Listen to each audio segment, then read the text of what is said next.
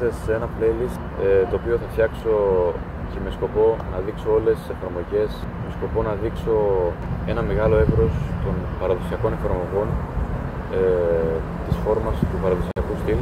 Υπάρχει στην Πανοnia Μάχη εδώ και 3 χρόνια και είναι το στυλ υπογραφή στην Πανοnia Μάχη.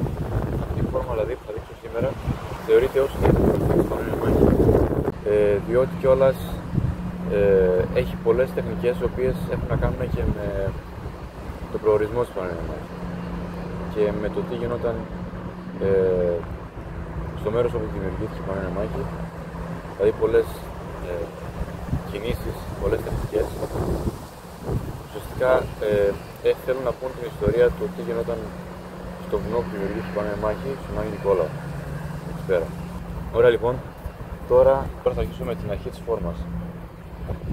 Είμαστε εδώ πέρα, κατεβάζουμε τα χέρια, απλά αυτό είναι η αρχή της φόρμας και ουσιαστικά μετά κάνουμε ένα βήμα μπροστά, άλλο ένα βήμα και μετά έχουμε τα χέρια μας εδώ.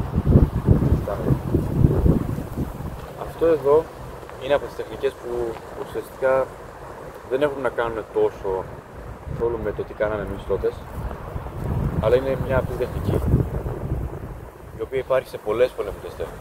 Ας πούμε λοιπόν ότι έχουμε μια στάση μάχης, στο παραδοσιακό στυλ παλιά ήταν αυτό. Εντάξει, μπορούμε να χρησιμοποιήσουμε αυτή άμα θέλουμε, μια πιο πυκνακή λοιπόν ή δεν ξέρω εγώ ποια στάση θα χρησιμοποιήσετε. Εγώ τώρα θέλω να δείξω λίγο το παραδοσιακό στυλ, αλλά δεν είτε εδώ είτε εδώ, κατά τη γνώμη μου είναι σχεδόν το ίδιο.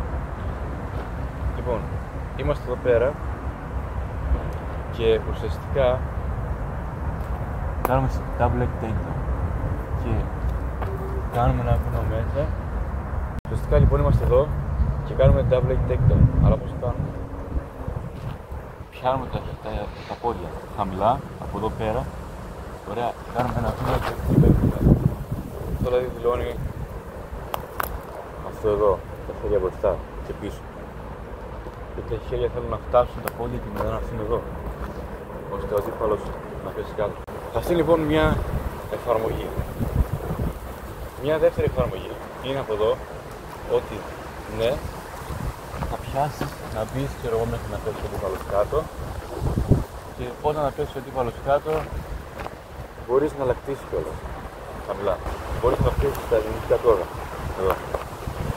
Και αυτή ουσιαστικά ήταν η εφαρμογή, οι δύο κλασικές εφαρμογές πιο πολύ της αρχής της φόρμας στο παραδοσιακό στυλ.